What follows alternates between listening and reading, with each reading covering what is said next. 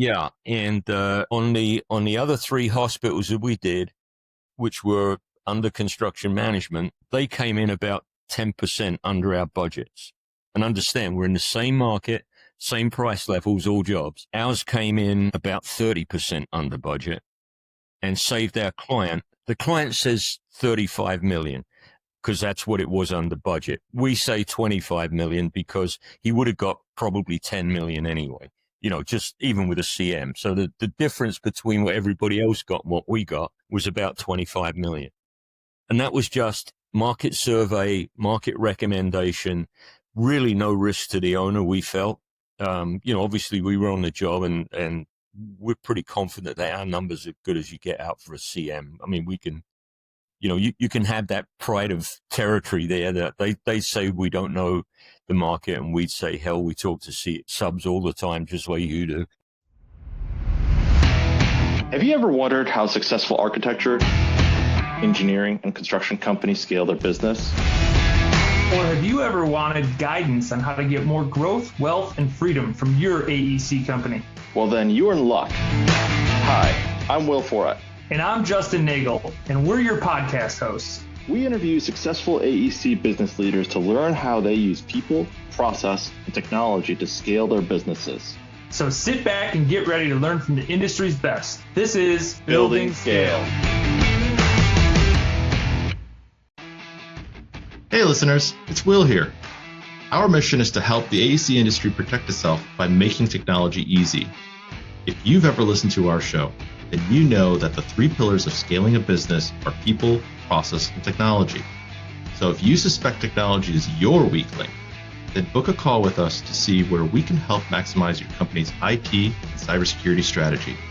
Just go to buildingscale.net/help. Today's guest is Ian Parr, who's the president and founder of CCS International, a leader in construction cost management, owner representation, and advisory services for nearly 5 decades. He's also the founder of Tenzing LLC, a new venture developing innovative process management tools for project owners. A certified professional estimator and graduate of the UK Institute of Building, Ian brings deep technical expertise and strategic insight to every project. And under Ian's leadership, CCS has become known for helping owners optimize budgets, reduce risk, and make confident data-informed decisions on complex construction programs. And with all that said, Ian, welcome to the show. Thanks, Justin. How are you today? Doing great, doing wonderful. One, I appreciate that you gave me a quicker intro. Obviously, I put it together differently, but like some people give me like 3 books of intro, and I'm like, all right, well, the first half of the podcast is just going to be the intro, and then after that, we'll talk about some stuff. I said the perfect amount, I feel like. So tell us the backstory. How did you get in the construction space? What drew you to that? And then tell us about both your companies, CCS and Sure. Tenzing. I left school at 16 in England, and the only profession at that point open was what's called quantity surveying, which is a British discipline that still exists, but it doesn't exist here in the States. And it's really focused What is that? It's called quantity surveying. And, yeah, but what is it?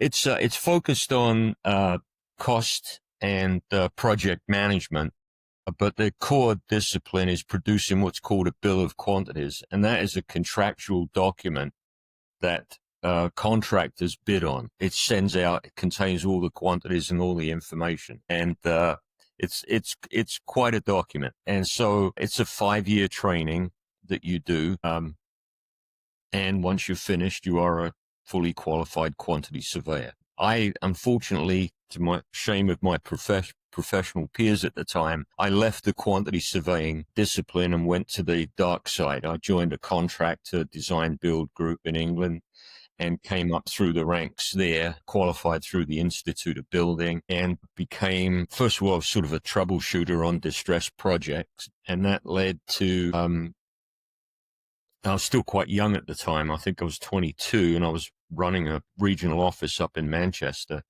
And that led to me getting fired because we were quite a large organization. In fact, we were the biggest design build developer in the British Commonwealth at the time. And the boss took me aside and said, look, I got no place we can take you or move you up. So here's the deal. I'm going to fire you, and I'm going to recommend that all of our subcontractors utilize you for preparing claims and change orders and such, because most of them weren't very good at it. And so he felt if I went to work for them, that would, help him. So I got fired and got put into my own little business straight away, and, got a taste of working for myself. And I don't think I ever really looked back. I as an independent, I worked as a chief surveyor, chief estimator for a construction company at one point in London. But then we had what became known as the 3-day week, when London was closing down, oil crisis was on, and I'd frankly had enough. It was just too hard to run a business there. So I left for New Zealand and was the chief estimator down there for a construction company for 3 years. My wife, who I'd just married, was American. We had our first child. She got homesick, so I came back here, got hired by the Architects Collaborative in Boston to do, funnily enough, they were producing, of all things, a bill of quantities, which nobody at the time knew anything about here. So I immediately became this sort of quantity survey guru for the Architects Collaborative, and ended up producing a bill of quantities, went to Japan to negotiate the deal with Shimizu, which was a pretty large Japanese contractor, on a project in Kuwait. When that project finished, I got hired by a cost management firm that was just getting off the ground here in the States, a British one that had come over. Worked for them for a couple of years doing mainly their large international projects, and those were pretty interesting. But the style of leadership was still that kind of ivory-towered British sort of thing, and I was still a commercial guy at heart. So I ended up leaving and setting up CCS, and that was, as you so kindly mentioned, Justin, 5 decades ago. It's a badge of honor. That's a badge of honor. I really needed to be reminded of that. But anyhow, formed CCS, and that was next year 27 will be 50 years since the company started. So I will probably transition out by then. So, and I think that's long enough. I think they need to that's on. Plenty. That's plenty of stuff. One, I don't remember a time of hearing a person get fired by their boss who then told them, "Look, you're obviously just set up an entrepreneurship here. You start your own business. I'm going to fire you to go start your own business." Like that's a cool. Well, they set me up in business. Yeah, he really did me a huge favor. And so, CCS started out in 77, really doing estimates for architects. And over the years, we've gone through, various growth. The projects got larger. Our base of clients got bigger. Our architectural clients got bigger. We worked more and more for owners, which brought us into more than just producing cost estimates. We became much more of a cost manager, cost advisory, and that led into some of our clients asking us to manage their projects, which we started to do for the first time, I think, in the mid-'80s, about 86, I think was the first one. So we've been in cost management and owners representation ever since, and provide pretty much anything to do with project controls, cost management, project management, but largely from the owner's side of the table. Pretty much at this point, we've done, I think we're closing in on 10,000 projects and all kinds of things, all kinds of sizes. And it's been a good ride. We have nice clients. I've enjoyed the people we work with. I'm very lucky here with the staff and the crew that we have. And we always value quality of life as well as the work we do. So we held the firm at a boutique level up until about 3 years ago, when our succession plans got upended a little bit because of a health issue. And at that point, we decided that we would have to grow the company for the future client ownership base. And we've just about doubled in size in the last 3 years since we took the brakes off. And it's, looking back, it's probably something we could have done many times over, but we've had a good ride and we've enjoyed the lifestyle, and it's, ready and set up for the next generation to take it where they want, Well, that's cool. I mean, so just for clarity for our listeners, cost management, is there a difference between cost management and estimating, right? Yes, there is. Cost estimating, as originally provided to architects, and still the core of the base architectural contract, is producing estimates There used to be schematic, design development, and working drawings, if you're familiar with those stages of design. Now we find ourselves being asked to do a much more conceptual and programmatic type estimates, a pre-design. Those were, in the old days, it was largely give us a number and help us get back on budget maybe, but that was as far as it went. Now, as cost managers, we are, for our owner clients where we're working directly, certainly we are pretty much holding the purse strings for the project, which means, yes, we're doing those estimates, but between those estimates, we're checking in to make sure that we're staying on track. We're doing, fiscal review of options. Do we have brick exteriors or do we have precast exteriors? We're doing cross-table negotiations with contractors under the various delivery systems, be that design build or construction manager of some form or PPP, whatever they are. We get involved in change orders during construction. We deal with claims, and a lot of it isn't just after the fact looking at issues. It's proactively trying to see the issues coming up and then managing them or coming up with solutions before they become problems. So it's a much more proactive role than estimating, which, under a design contract is regarded by many as a commodity. We're sort of bean counters. As a cost manager, we're much more advisory and we have a little bit more, I would say, authority around the table when we're in that mode. Or a little bit more is expected of us around the table. Let's put it that way. So I you work. I don't want to offend anybody by taking their turf, but we do get put into more decisions and influencing more decisions. Well, were you always more on sort of the owner's rep side, or did you work with GCs? How did it start out? Well, the typical quantity surveyor was always hired by the owner. That's the way it was set up in England. Obviously, when I went to the dark side, when I joined the first company I joined was a design, build, develop group. So we were the owner and the designer and the contractor. And I worked for the construction arm for a while. And then, I worked for the development side of the company, which was effectively ownership. And then when I was running the Manchester office, I was sort of a liaison between the two. And so I think I always had the realization that the key person in a construction project is not a contractor and it's not an architect. It's the owner, because that's the guy that makes the business decisions.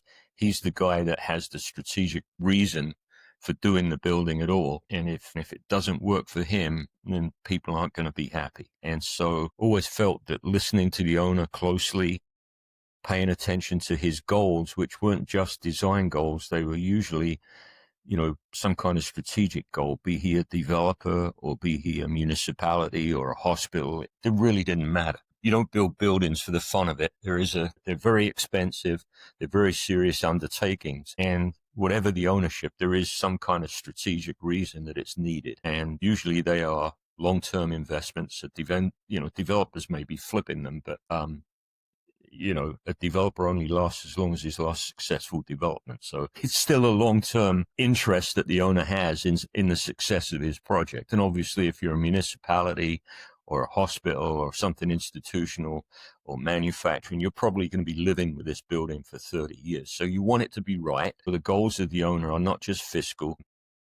And so paying attention not only to the kind of goals for the project, but the larger goals for the owner has always been part of my DNA, I would say.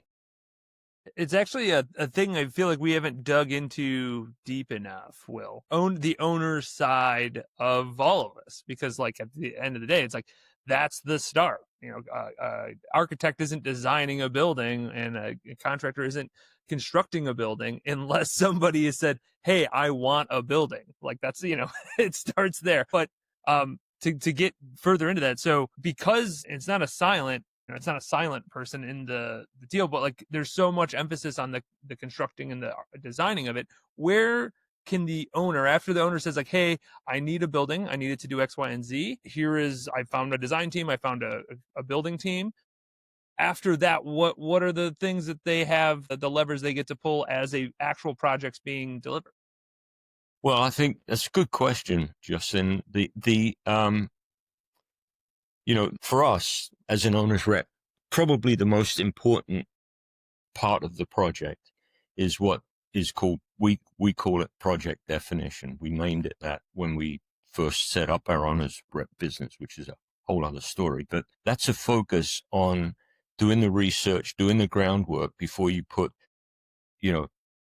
hundreds of thousands of dollars on design and potentially millions on construction, sometimes millions on design if the project's big enough. So that's when we kind of get the client together with the proposed design professional and talk through the project and develop the initial program, talk about quality levels, which sort of fixes the overall size, quantities, and quality of what's going to go into the project, which we can then put numbers on. It's also a time to look at the intangible issues. With the focus on construction, people tend to focus on the construction cost budget. But, the fact is, on most construction projects, the soft costs, design fees, furnishings, IT, special equipment, things like that can often be, from a developer project, maybe sort of 20%, but through to a healthcare project, I've seen it as high as 65, 70% sometimes of construction budget. So it's a big number. And that has to get managed by the owner as well. And so talking about those things early, looking for where the big numbers are, in both soft and hard costs, looking for where the risk issues are in both of those. And then I think in terms of levers that the owner can pull, being present at the table, asking the hard questions, bringing in department heads, key stakeholders that would have that knowledge base. But also, I think one of the things that we advocate is if the project is big enough and if the issue is specialized enough, then usually we recommend bringing in the specialist that can answer the question.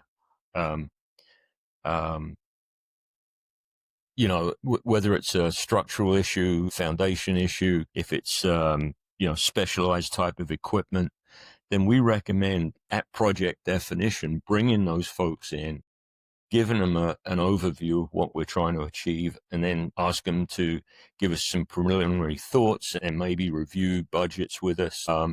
And if we don't know the budget, well, then we have a range of numbers. And for the issues that we have a large range of number and a high percentage that it's going to happen, like, I don't know, if you're building a house on a swamp, there's a good chance you're going to have a foundation problem, and it's probably going to have a wide range of solutions, right? So that would be a high risk issue.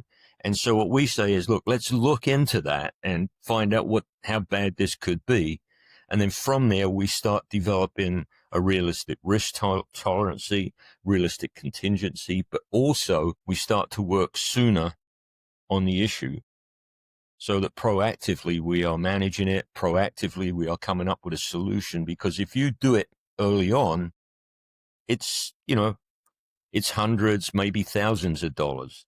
If you wait till design, it's probably tens of thousands to hundreds of thousands. God forbid you wait till construction, because then it comes in as a massive change order that could be in the millions. So when you ask what an owner can do, I think it's focus on the project early and sometimes be willing to spend money that isn't traditionally spent.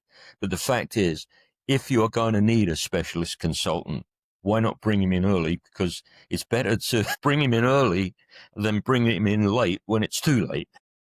Yeah. A lot of the things he could have done, he can no longer do. Will, would you say an ounce of prevention is worth a pound of cure? Yeah. Well, there's another saying a friend of mine is an investment banker, said, about investments. He said, the first loss is the best loss. If you hang on to that losing proposition too long, and it's very similar, it's very similar. It's like the gambler at the casino that can't just walk away. They say, well, if I just keep, if I just keep playing red, or I keep playing this number, it eventually is going to come around. Right. And in construction, if you do that, you will keep throwing money at it, and it's going to become progressively more money. Mm-hmm.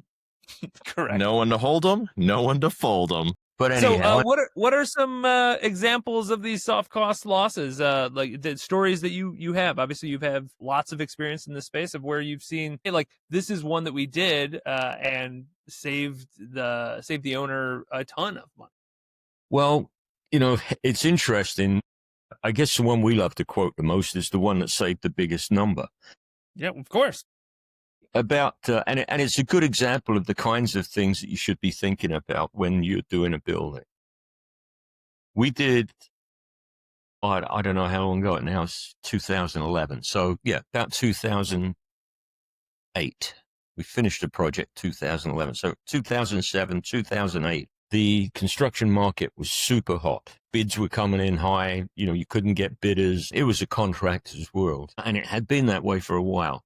We estimated at the time, I won't tell you the names of the hospitals or the market, but 3 healthcare facilities, actually 4 in the same market, all about the same size.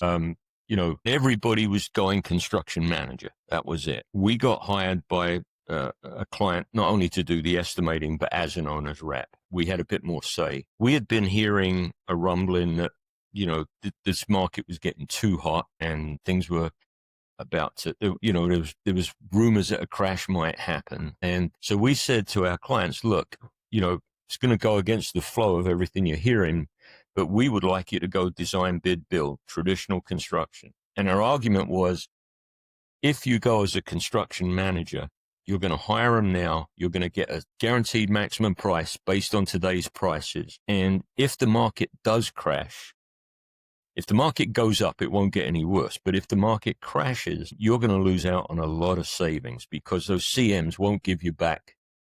They're not going to go out and competitively bid the market. They're all going to hang on. There's no takesy-backsies once you sign the agreement.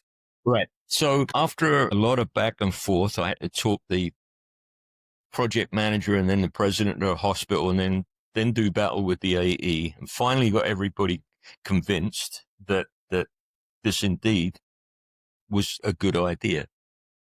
So what happened was the market did crash.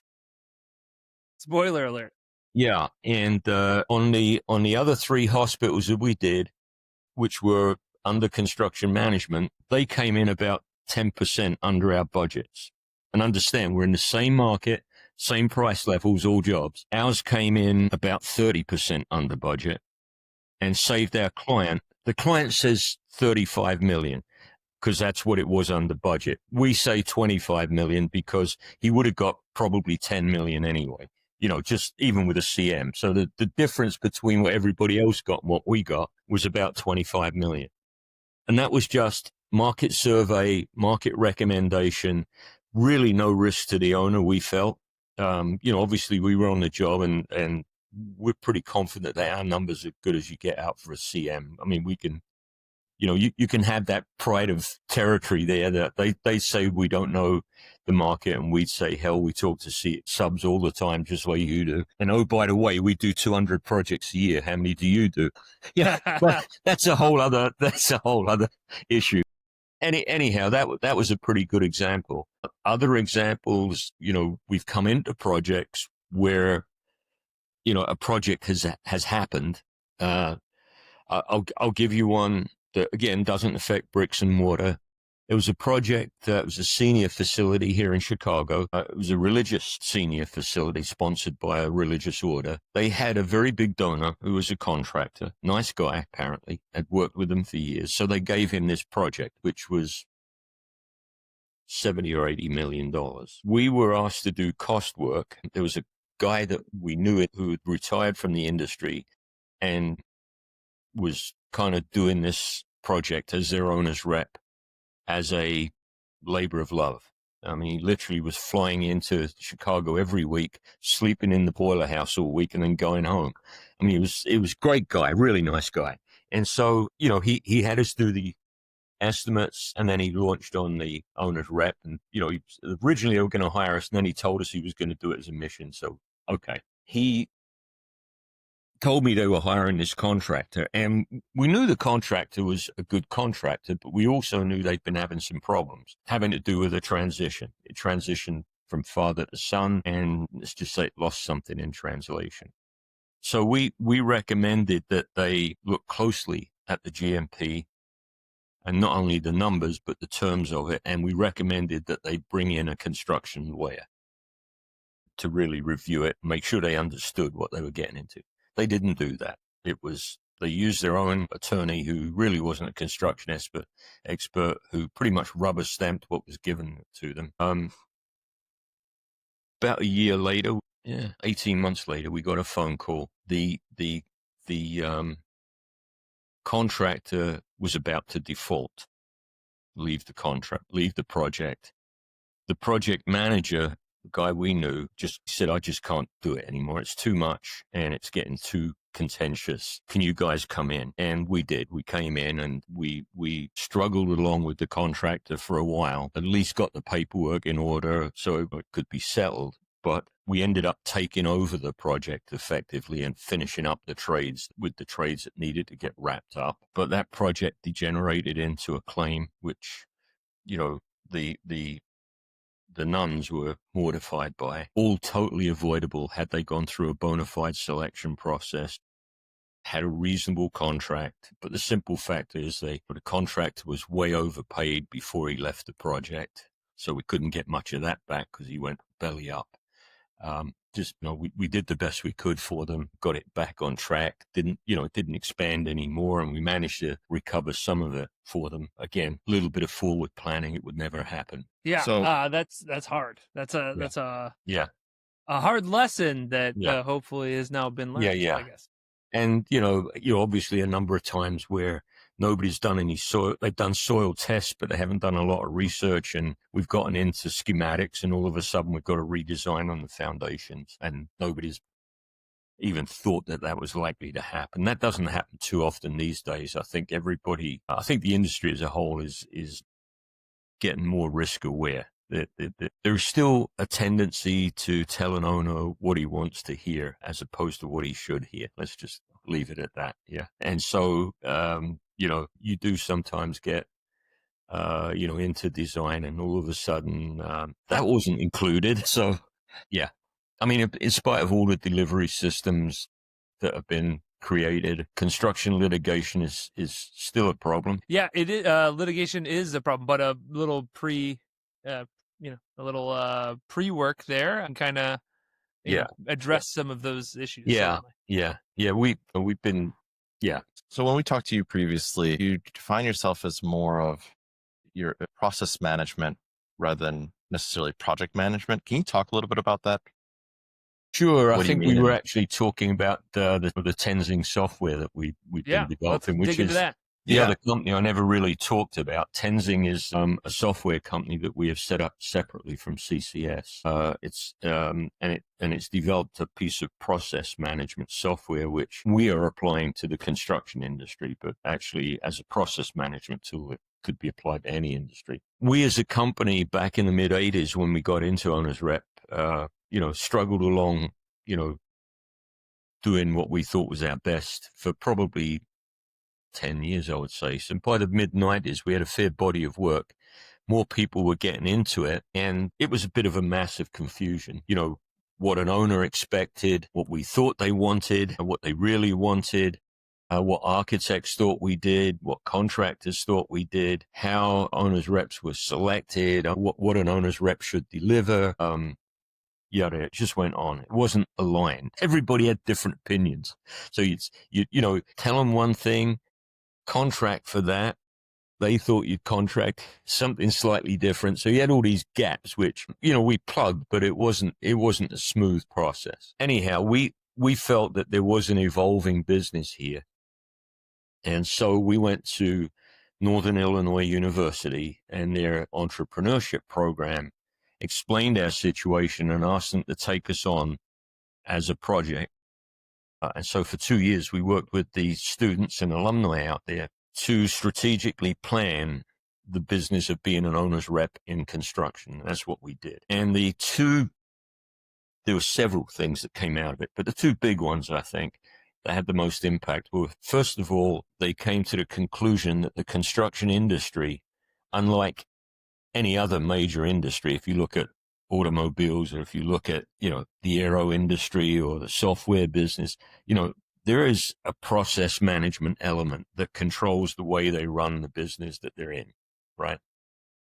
Nothing like that existed in the construction industry for the overall process that the owner has to control. I would say that process management exists inside a contractor's office, and it exists inside an architect's office, but it exists inside a contractor's office to manage the business of building a building, and in an architect's office to manage the business of designing a building.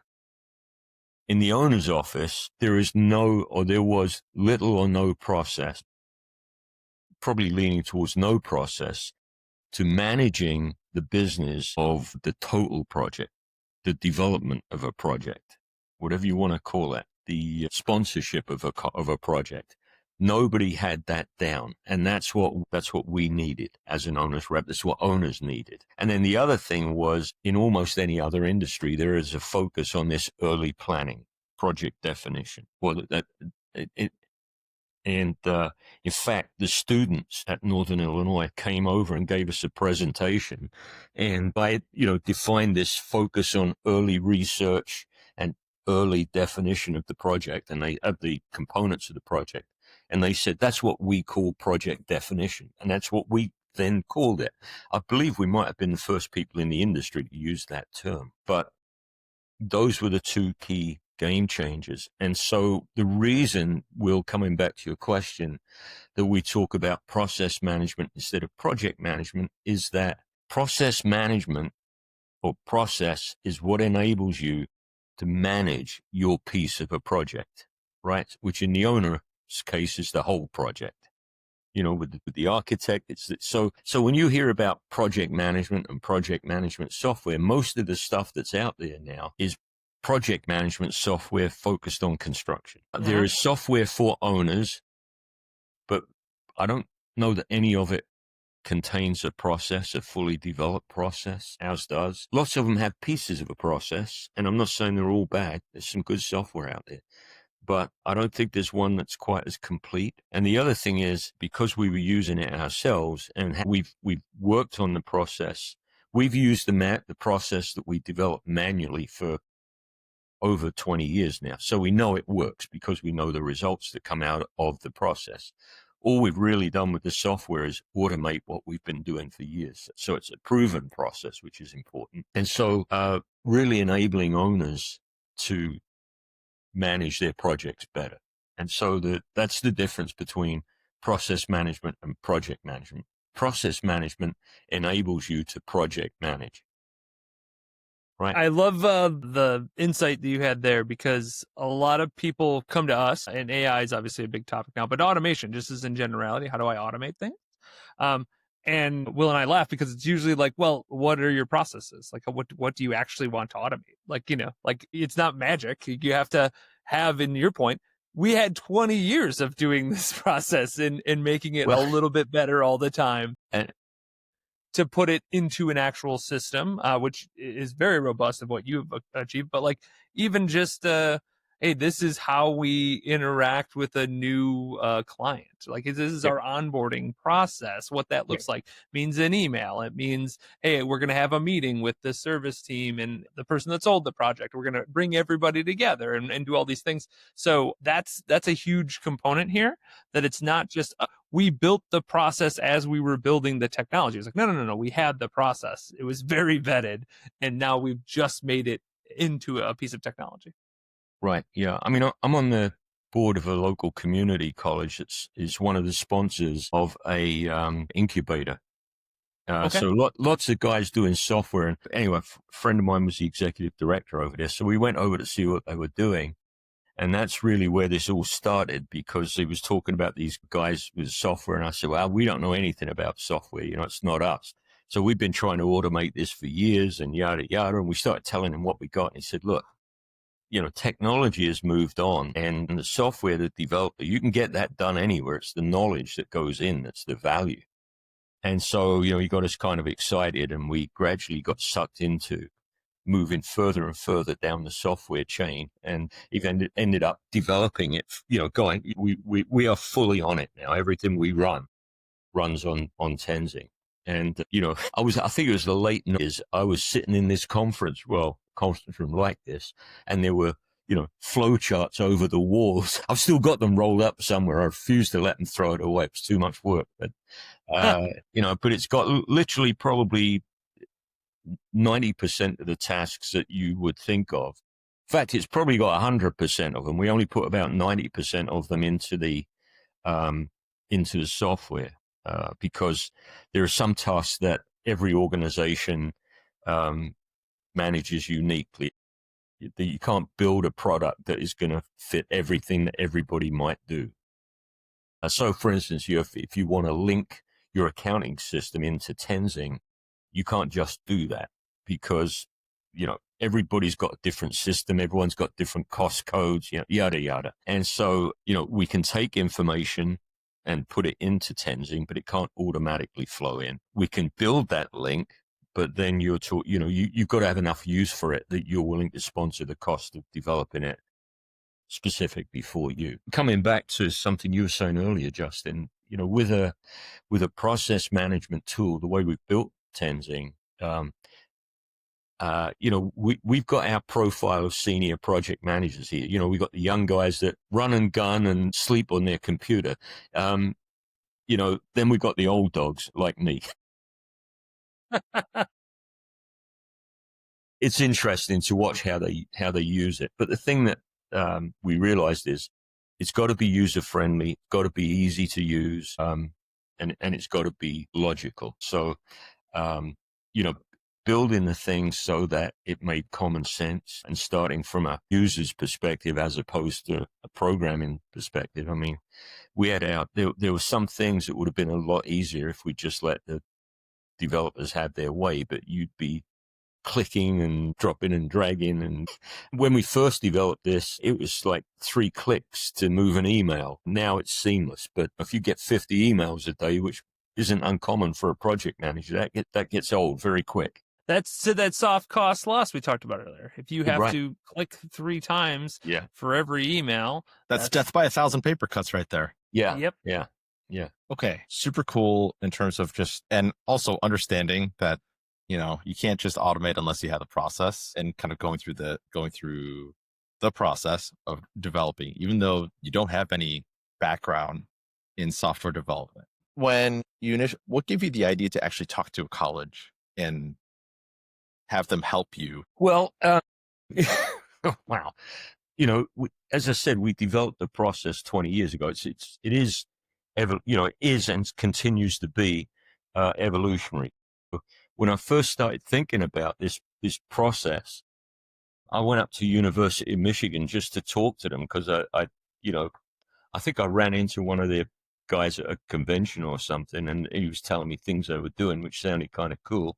And I was really focusing at the time on how estimating would affect technology. So I went up there to talk to them about that.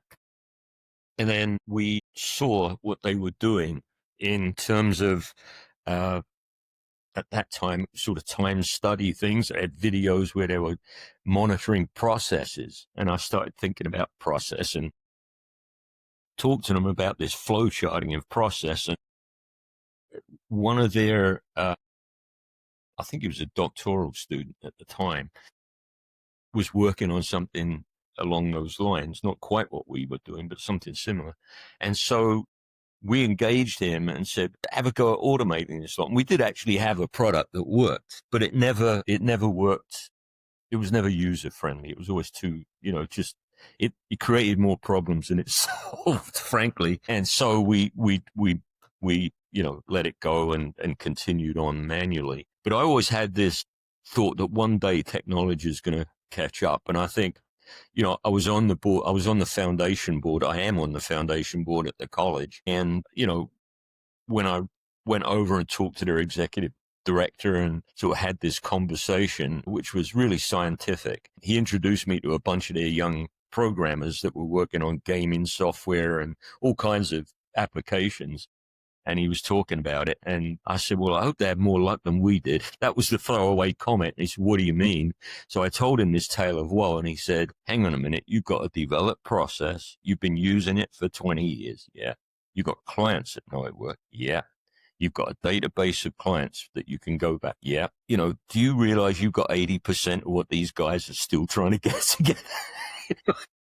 And I guess that's where he piqued my interest, and it morphed from there. Okay. I think that's where, historically the software industries kind of, burned the construction industry historically. Now I think that there's a lot of good products out there that exist that help, but it usually comes from somebody that has been doing it. So if it's a project management system, you were actually in construction before that, or have the feedback from construction to then build it. Because a developer who is extraordinarily skilled at what they do, their brain doesn't work the same, or don't have the same experience as somebody that has worked in 20 years of running through a owner's rep process. Yeah, I mean, they have zero concept of how would we create this, because that's just them trying to build what you've built over 20 years.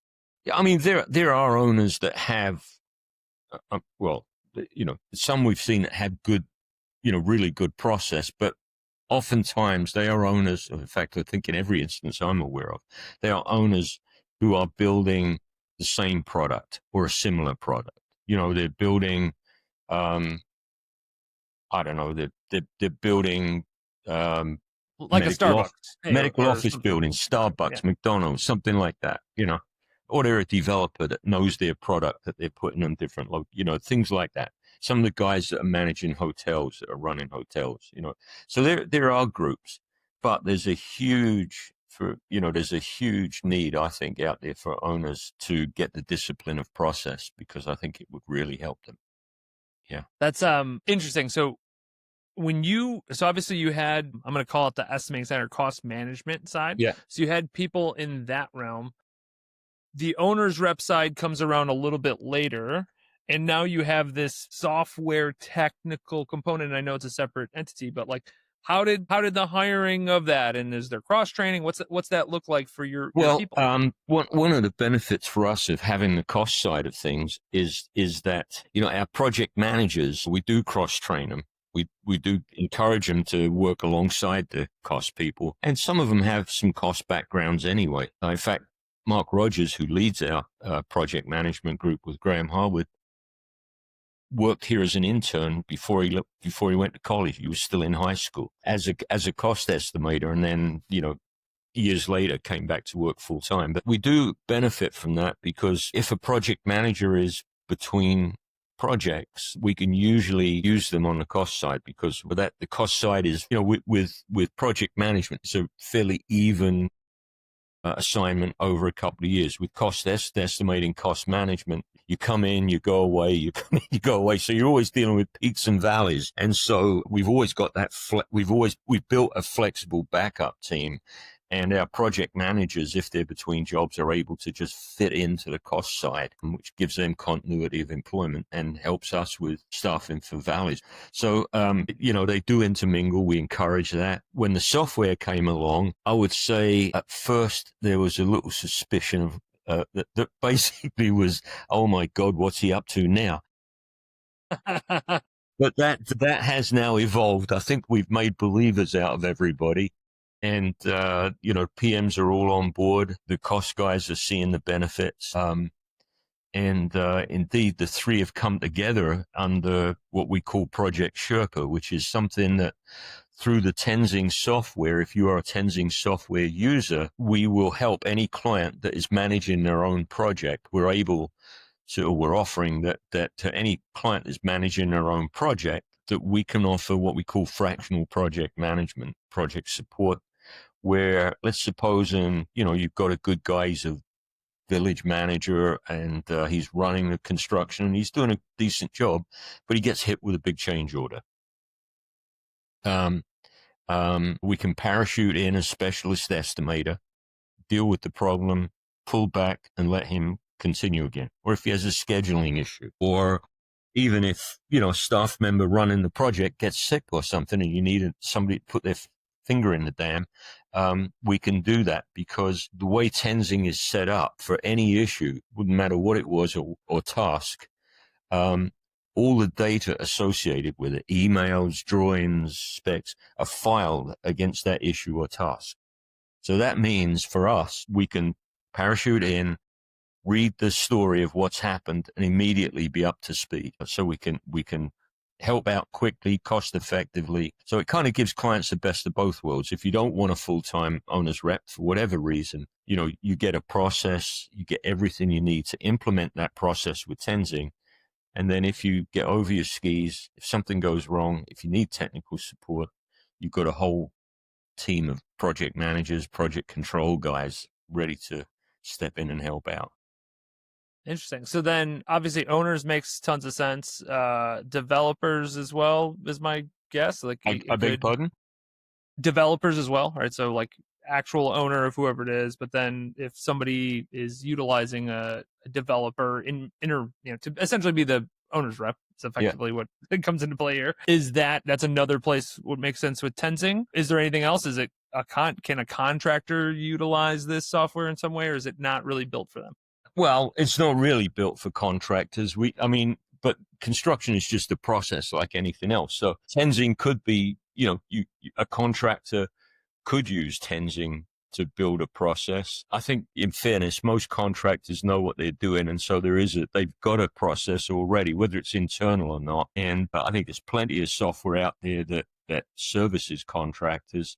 So I'm not sure a contractor, I'd have a hard time imagining why a contractor would need to build a process inside Tenzing. They probably got one that works, or they're using one already that works for them. Where Tenzing can help contractors is if a contractor, let's say a CM or a design build team, is dealing with an owner and they find out early on that owner doesn't have a lot of construction process, then, depending on who the owner is, if there is a need for transparency, if there is a need for, that independent buffer, then I think Tenzing can help that owner, and certainly Tenzing plus either a full owner's rep or, project Sherpa availability can help the contractor. It depends which school of construction you come from. I believe that an informed owner benefits everybody. I would say less scrupulous members of our profession don't feel the same way. Got it. But okay, I think I have to say this. I have a healthy respect for my fellow professionals. I think contractors generally are trying to do the right thing for the owner. They're trying to do a good job. And I think the same is true of architects and just about all the disciplines. I haven't run into too many people that I would say start out being unethical. I think sometimes they get forced into situations where they have to dig in and make sure their own interests are taken care of. But I don't think anyone starts out looking for war or looking to hoodwink the owner. Okay. So I've got a question here, because a lot of estimation, right? You've got your cost of goods sold. There's the service side, right? The communication side, right? A lot of this stuff can be estimated. But what about safety? How do you estimate safety? Safety is really a contractor issue. Safety programs, I think, are pretty much required almost everywhere these days. And so it's genuinely built into a contractor's overhead. It's built into the way they run their trades and coordinate everything. So it's sort of built into everything else. Sometimes you'll see safety as a line item in general conditions. Other times it's built into the numbers. If you have a defined safety program, you can usually estimate the value of safety, if that's what people are looking for. But generally, it's sort of built into some other numbers. Having said that, one of the dangers that tip for owners here, and even architects, we had a project that came in way over, well, we didn't have it. A large public client, who I can't name for obvious reasons, had it. And their project was, I don't know, 250 million, came in at 350, and they hit the panic button. We got a call. And so 5 weeks, we had to 5 days, we had to tell them if the bid was reasonable, which it was.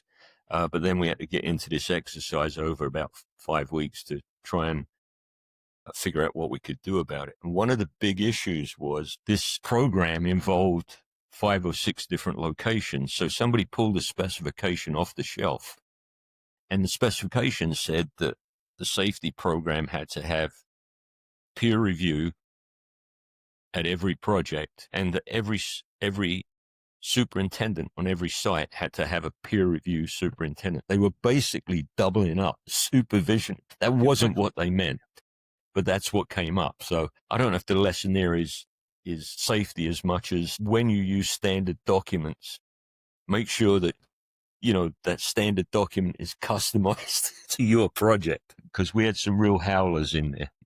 Yeah. It's good insight, right? That's something you can't find in a software program if you've never had like the experience in construction, right? Yeah. In this particular instance, it was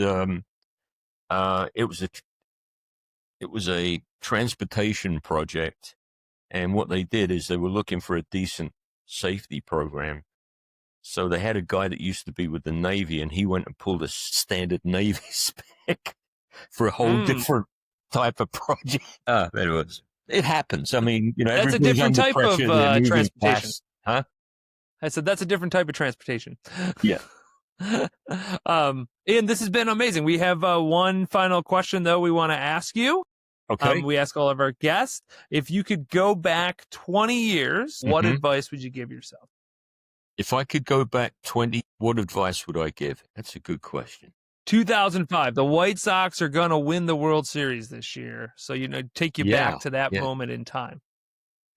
I would say get rid of your seats at Wrigley Field, probably. That's right. I love that answer.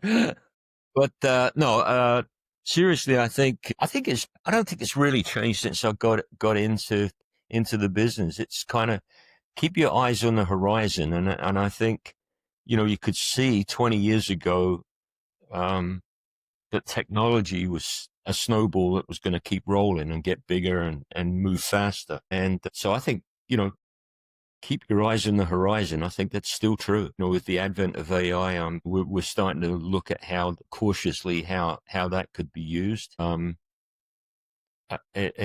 I think with delivery systems, some of them, they've all got their place. There's a reason for all of them existing. But I think those will probably continue to evolve as the industry becomes more collaborative. But as an old timer said to me, he said, it's really funny now. We spend hours and weeks and days trying to come up with delivery systems and contracts that used to be a handshake. And he said, even with them, even with those contracts, we still end up with more disputes than we ever used to. But I think look at what's evolving and use judgment as to how to best apply it. Yeah, that's good advice. I think that would be my advice. Awesome. We're going to throw all the social links and all that fun stuff into the show notes. But if somebody wanted to get a hold of you, what's the best way for them to do that? Parr at IPARR at CCS, then the word difference, DIFFERENCE.com. And we'd love to hear from them. Awesome. Is there anything else you'd like to tell the guests before we say our goodbyes? Yeah. Listeners, not guests. Huh? Listeners, not guests. I think, enjoy what you do, enjoy the day, and I think the rest of it gets easier if you do that. Love that. Love that. Thank you, listeners, so much. I hope you had as good of a time as me and Will did. And until next time, adios. Adios. Thanks for listening to Building Scale. To help us reach even more people, please share this episode with a friend, a colleague, or on social media. Remember, the 3 pillars of scaling a business are people, process, and technology. And our mission is to help the AEC industry protect itself by making technology easy. So if you think your company's technology pillar could use some improvement, book a call with us to see how we can help maximize your IT and cybersecurity strategy. Just go to buildingscale.net/help. And until next time, keep building scale. Scale.